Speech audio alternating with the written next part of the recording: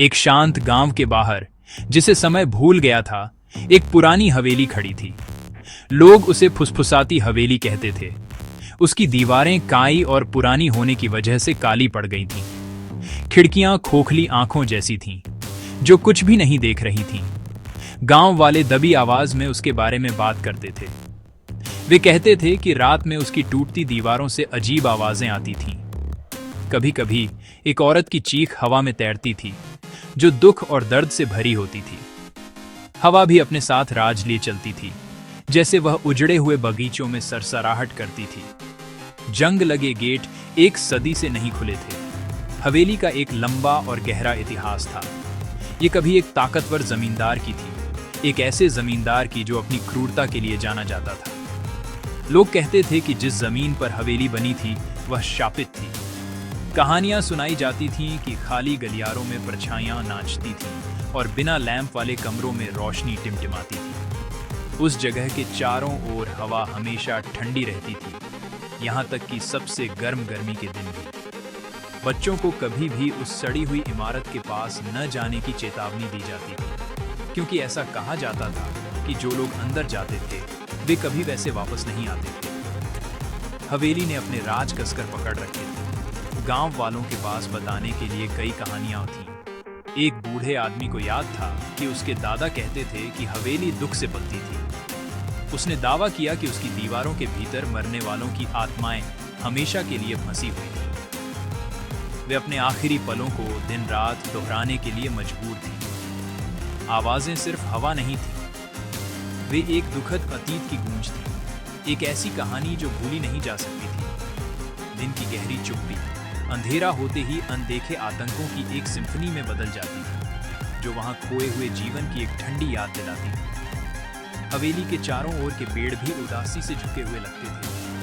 उनकी शाखाएं अजीब पंजे जैसी आकृतियों में मुड़ी हुई थीं, पत्थर की दीवारों तक पहुंचने की कोशिश कर रही थीं, जैसे उन्हें गिराने की कोशिश कर रही हों।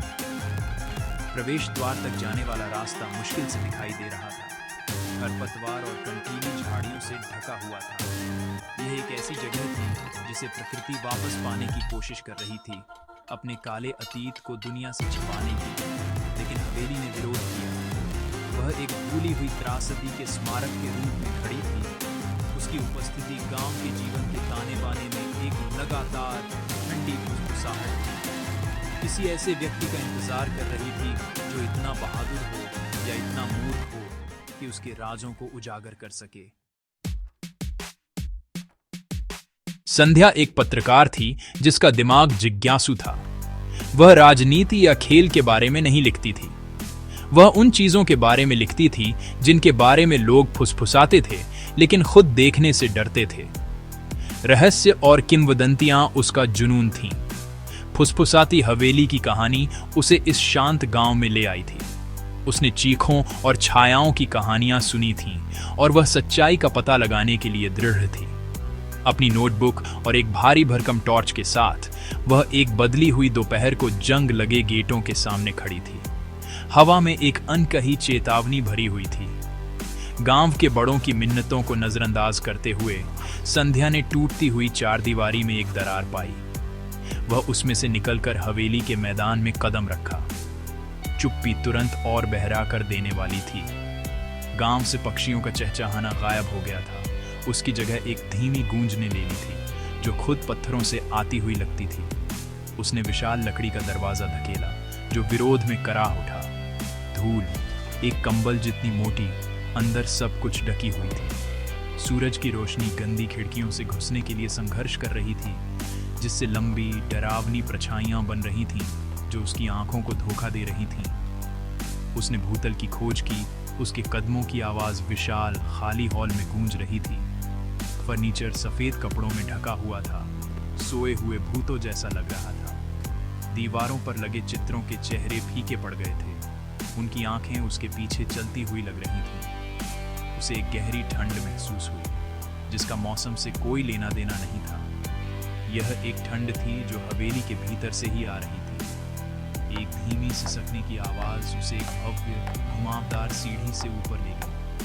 हर कदम पर आवाज और साफ होती गई। उसे एक लंबे अंधेरे गलियारे के अंत में एक कमरे की ओर खींच रही थी। उस कमरे में, जो एक महिला का कमरा लगता था, ज्यादातर फर्नीचर धूल में बदल गया था, लेकिन एक दीवार के सामने एक बड़ा अलंकृत दर्पण खड़ा था।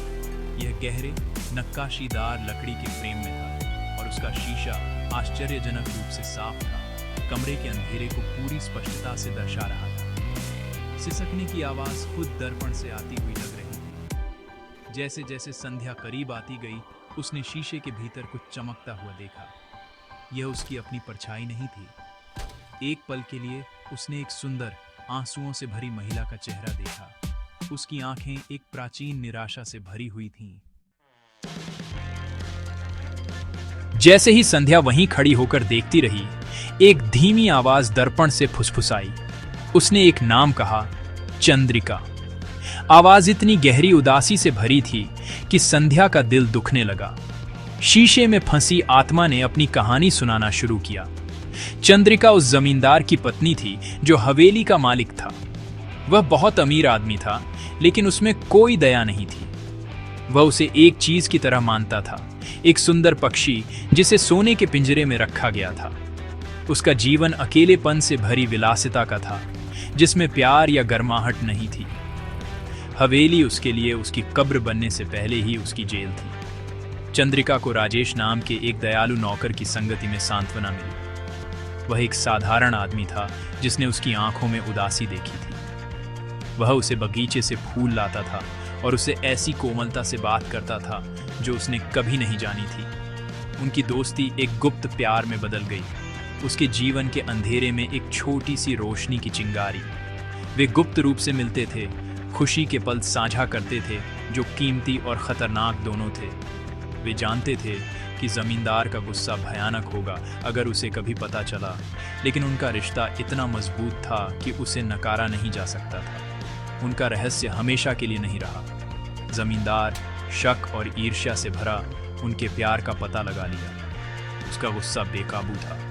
गुस्से में उसने राजेश को हवेली के आंगन में बेरहमी से मार डाला, लेकिन चंद्रिका के लिए उसने एक और क्रूर भाग्य की योजना बनाई। उसने एक शक्तिशाली तांत्रिक को बुलाया, एक जादूगर जो काले जादू से निपटता था। वह उसे सिर्फ मारना नहीं चाहता था, वह उसे हमेशा के लिए तड़पाना चाहता था। वह उसकी आत्मा को फंसाना चाहता था ताकि वह कभी शांति न पा सके, हमेशा के लिए अपनी दुख की जगह से बंधी रहे। तांत्रिक ने एक काला अनुष्ठान किया। उसने बड़े अलंकृत दर्पण का उपयोग एक पात्र के रूप में किया। शक्तिशाली मंत्रों और जादू से उसने चंद्रिका की आत्मा को उसके शरीर से खींच लिया और उसे ठंडे शीशे में कैद कर दिया। उसके आखिरी पल शुद्ध आतंक के थे, क्योंकि उसने अपने जीवन को फीका पड़ते देखा। उसकी आत्मा हमेशा के लिए बंद हो गई। उसे अपनी शीशे की जेल से दुनिया देखने के लिए मजबूर किया गया। उसका दुख हवेली के खाली हॉल में गूंजता रहा।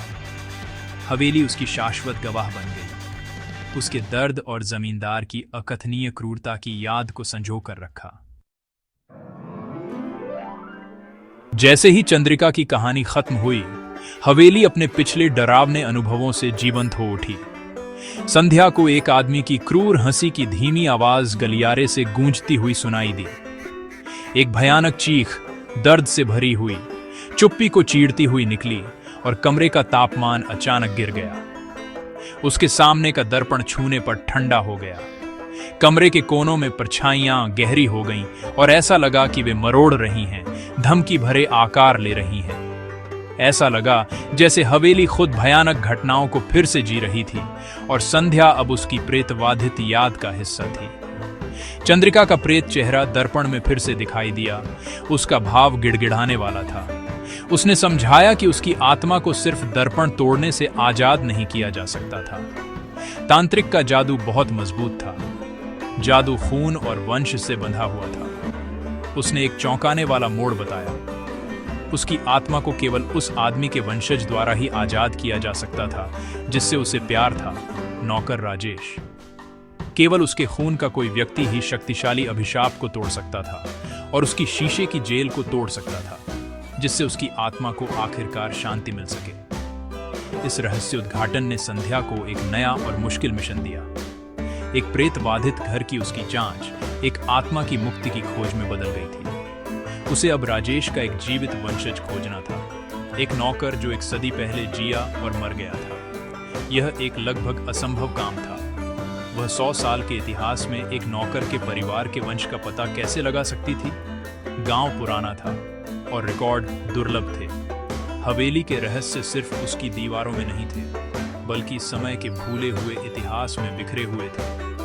संध्या हवेली से शाम होते ही निकल गई। चंद्रिका की कहानी का बोझ उसके कंधों पर भारी था। हवेली ने उसे जाते हुए देखा। उसकी अंधेरी खिड़कियां और दुखद आंखों जैसी थीं। उसने अब एक वादा किया था, लेकिन सवाल बना रहा। उसके दिमाग में एक ठंडी गूंज, क्या वह कभी उस एक व्यक्ति को ढूंढ पाएगी जो आत्मा को आजाद करने में सक्षम था? या चंद्रिका की आत्मा हमेशा के लिए दर्पण में फंसी रहने के लिए मजबूर थी? उसकी चीखें हवेली की प्रेतबाधित विरासत में जुड़ती रहीं, जिससे यह शाश्वत दुख की एक और भी भयानक जगह बन गई। जवाब छिपा हुआ था, खोजे जाने का इंतजार कर रहा था।